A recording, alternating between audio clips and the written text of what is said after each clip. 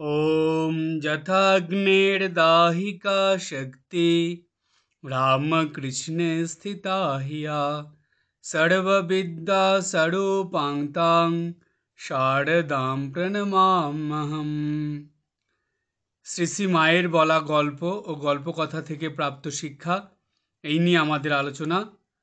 আজ এই ধারাবাহিক আলোচনার শেষ পর্ব। আমরা 1 নম্বর পর্ব থেকে শুরু করে আজ 30 নম্বর পর্ব এই পর্যন্ত মায়ের গল্পকথা এবং সেই সঙ্গে মা যে শিক্ষা দিয়েছিলেন গল্পের মধ্যে দিয়ে বা গল্পকথার মধ্যে দিয়ে, সেই শিক্ষা নিয়ে সহজভাবে এবং সকলের বোধগম্য যাতে হয় সেইভাবে আলোচনা করা হয়েছে। আজ এই ধারাবাহিক আলোচনার শেষ পর্ব। এই পর্বে আমরা মনের দ্বারা কেমন ধরনের চিন্তাভাবনা করা উচিত বা কেমন ধরনের চিন্তাভাবনা আমরা করব এবং কেমন ধরনের চিন্তাভাবনা আমরা করব না, সে সম্বন্ধে জেনে নেব। নিত্যদিন সকাল থেকে রাত পর্যন্ত এই মনের চিন্তাভাবনা দ্বারাই মানুষ চালিত হতে থাকে। মনের চিন্তাভাবনার মধ্যে দিয়েই মানুষ কর্ম করে এবং কথাবার্তা বলে।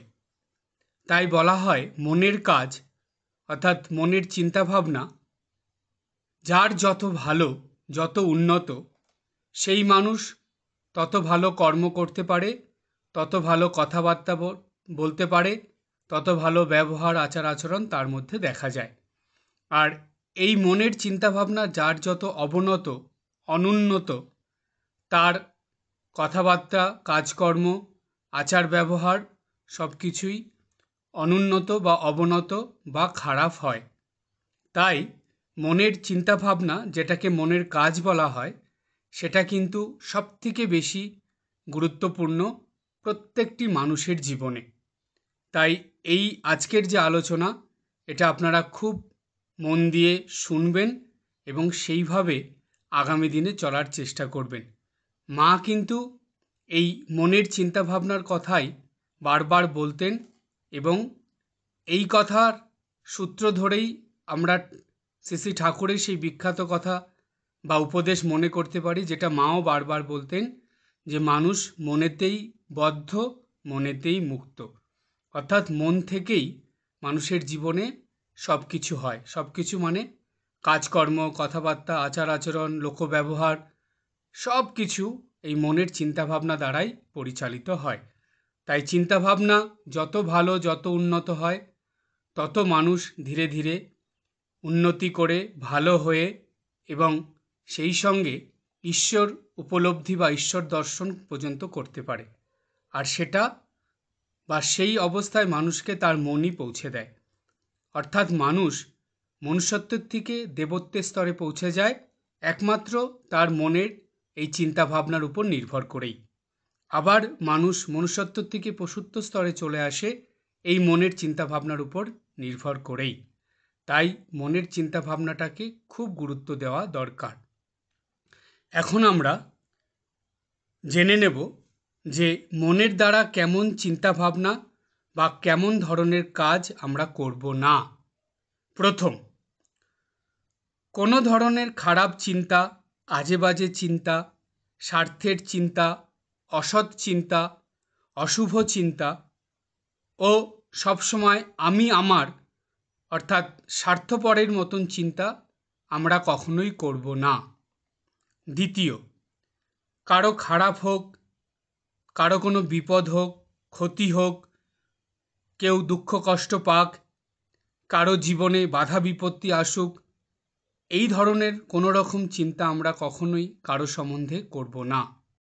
3 নম্বর, মনের স্বভাব হলো নিম্নমুখী। তাই মন নিম্নমুখী হয় অর্থাৎ নিচের দিকে নেমে যায়, মনের অবনতি হয়, এমন কোনো ধরনের চিন্তাভাবনা, কোনো ধরনের কাজ এবং কোনো ধরনের কথাবার্তা আমরা কখনোই করব না, বলবও না। 4, যে চিন্তা ভাবনার ফলে মনের মধ্যে থেকে উৎসাহ, আনন্দ, উৎফুল্লতা ও হাসি খুশি ভাব নষ্ট হয়ে যায়, এমন কোনো ধরনের চিন্তাভাবনা আমরা কখনো ভুলেও করব না। 5. মন যখন কিছু করতে চাইবে, সেটা যদি খারাপ হয়, অসৎ হয় বা অশুভ হয়, তাহলে আমরা কিছুতেই সেই কাজে মনকে সায় দেব না এবং সেই রকম কাজ চিন্তাভাবনা করব না এবং সেই রকম ধরনের কথাবার্তাও কখনো বলবো না। 6. পরনিন্দা, পরচর্চা করা, পরের দোষ দেখা, অপরের সম্বন্ধে আজে বাজে চিন্তা করা, অপরের সম্বন্ধে আজে বাজে কথা ভেবে সেগুলো অপরকে বলা, এই রকম কোনো ধরনের চিন্তাভাবনা এবং কোনো ধরনের কথা আমরা কখনো বলবো না, করবও না। 7.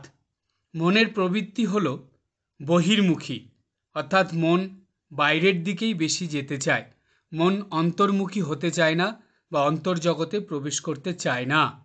তাই মনকে ক্রমশ বহির্মুখী হতে দেওয়া যাবে না।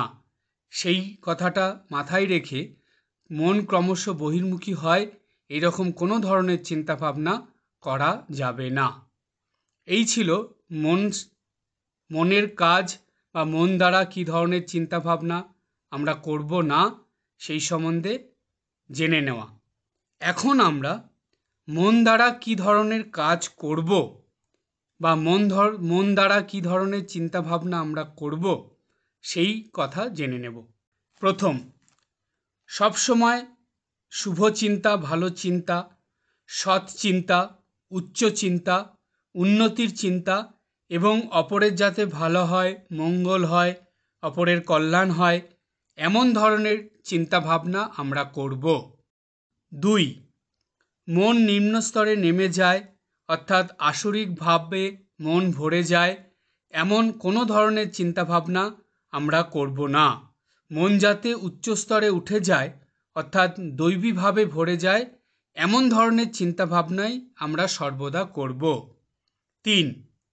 যে ধরনের চিন্তাভাবনা করলে মনে আনন্দ থাকে না, হাসি খুশি থাকে না, মন উৎসাহ উদ্দীপনায় ভরে যায় না, এরকম চিন্তাভাবনা না করে যে ধরনের চিন্তাভাবনা করলে মনে আনন্দ বৃদ্ধি পায়, হাসি খুশি বাড়ে এবং উৎসাহ উৎফুল্লতা ক্রমাগত বেড়ে যায়, সেই ধরনের চিন্তাভাবনাই আমরা করব। 4. মন যখন যা করতে চাইবে সেটা যদি নিজের ভালোর জন্য, উন্নতির জন্য এবং সেই সঙ্গে অপরের ভালোর জন্য, উন্নতির জন্য হয়, তবে সেই ধরনের চিন্তাভাবনা এবং সেই ধরনের কাজই আমরা করব। 5. আগেকার দিনের মানুষেরা একটা কথা বলতেন। তারা বলতেন, ফাঁকা মন শয়তানের চরকা। খুবই গুরুত্বপূর্ণ এই কথাটা, এটা যেন আমরা সর্বদাই মনে রাখি। কারণ মানুষ যদি মনকে ফাঁকা রাখে, অর্থাৎ মন খালি রাখে, মনের মধ্যে কিছু না করে অলসতাপূর্ণ বা কুড়েমির জীবন যাপন করে, মনে কোনো চিন্তাভাবনা নেই, নিজের জীবনকে ক্রমাগত উন্নতির দিকে বা আধ্যাত্মিক পথে চালিত করে ঈশ্বরের দিকে যাওয়ার জন্য কোনো চেষ্টা নেই, নিত্য নতুন কিছু করার কোনো ভাবনা নেই, এই রকম মন যদি থাকে, এই রকম ফাঁকা মন, খালি মন যদি হয়, তাহলে সেই মনে কিন্তু কুচিন্তা, কুভাবনা, খারাপ চিন্তা, অশুভ চিন্তা, আজে বাজে চিন্তা, দুশ্চিন্তা এসে সেই মন নষ্ট করে দেয়, সেই মানুষের জীবন নষ্ট করে দেয় এবং ক্রমাগত সেই মানুষকে পশুত্বের স্তরে নিয়ে চলে যায়। তাই মনকে ফাঁকা তো রাখা যাবেই না। সেই ক্ষেত্রে সব সময় কোনো না কোনো ভালো কাজ, শুভ চিন্তা, ভালো চিন্তা, সৎ চিন্তা এবং উন্নতিমূলক চিন্তা, নিত্য নতুন ধরনের চিন্তাভাবনা করে এই জীবনকে ক্রমাগত উন্নতির পথে নিয়ে যাওয়ার জন্য আমরা চেষ্টা করব। এই ছিল মন দ্বারা আমরা কী ধরনের কাজ বা কী ধরনের চিন্তাভাবনা করব সেটা জানা। এই যে আলোচনা হলো, এই উপরিক্ত আলোচনার থেকে আমরা এটা খুব ভালোভাবেই জানতে পারলাম বা বুঝতে পারলাম যে শরীর, চিন্তাভাবনা ও কথাবার্তার দ্বারা, অর্থাৎ কায়, মন ও বাক্যের দ্বারা কেমন ধরনের কাজ আমরা করব এবং কেমন ধরনের কাজ করব না, সেগুলো ধারাবাহিকভাবে পরপর আলোচনা করা হলো।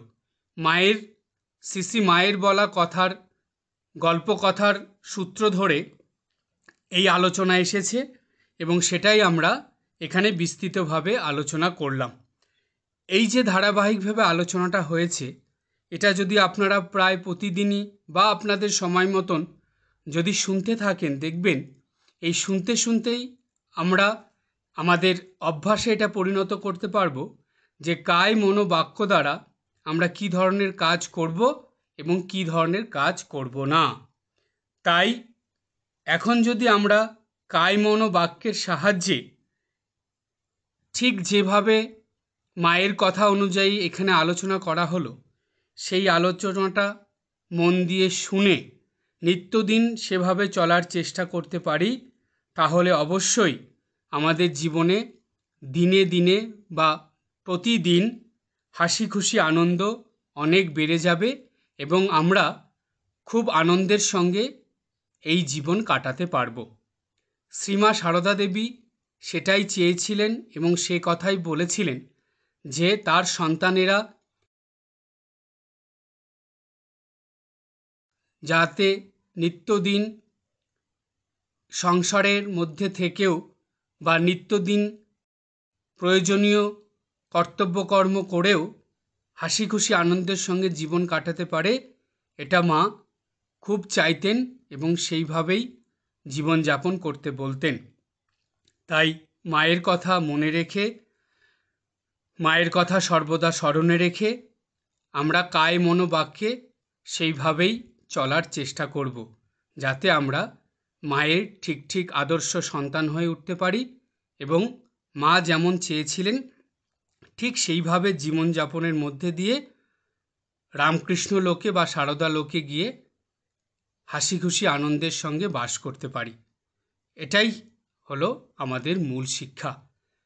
এই এতদিন ধরে ধারাবাহিকভাবে শ্রী মায়ের বলা গল্পকথার থেকে আমরা যত শিক্ষা পেয়েছি, এই শিক্ষাগুলো আমাদের নিত্যদিনের জীবনে চলার পাথেয়, এই পাথেয়গুলো অবলম্বন করে বা এই পাথেয়র মধ্যে যে শিক্ষা কথা বলা হয়েছে, সেই শিক্ষাগুলো ভালোভাবে বুঝে নিয়ে আমরা যদি সকাল থেকে রাত পর্যন্ত ছোট বড় সকল কর্মে, সকল পরিস্থিতিতে, সর্বক্ষেত্রে আমাদের সামর্থ্য মতন যতটা সম্ভব আমরা যদি পালন করে চলতে পারি, তাহলে এটা নিশ্চিত যে মায়ের কৃপা আশীর্বাদে ক্রমাগত আমাদের জীবন উন্নতি হবে এবং আমাদের জীবনের যে লক্ষ্য, সেই লক্ষ্যে বা জীবনের গন্তব্যস্থলে আমরা হাসি খুশি আনন্দের সঙ্গে অবশ্যই সেখানে পৌঁছে যাব এবং ঠাকুরের কাছে বা মায়ের কাছে চিরদিনের মতন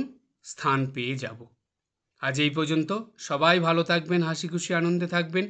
ওম জননীং শারদাম দেবীম রামকৃষ্ণম জগদ্গুরুম পাদপদ্মে তয়ো শ্রিত্বা প্রণমামি মুহুর্মুহুঃ।